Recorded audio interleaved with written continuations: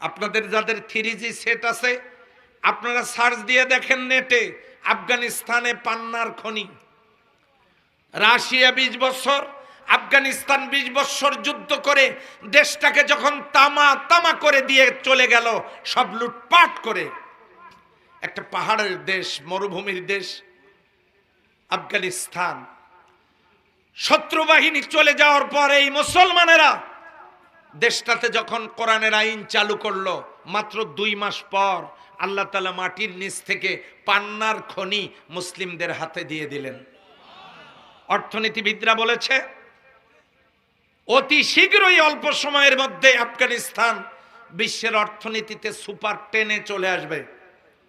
কত খনিজ সম্পদ জমিনের নিচে, অথচ আল্লাহর বিধান চালু না করবার কারণে আর শত যোগ্য নেতা সমাজে তৈরি করে তাদেরকে জায়গা মতো বসাতে না পারার কারণে আমাদের কপাল থেকে দুর্গতি যাচ্ছে না। কথা বলেন ঠিক কিনা? বিশ্বনবী প্রয়োজনে ফরজ সালাত কাজা করে জমিনে কিসের সমাজ কায়েম করেছেন?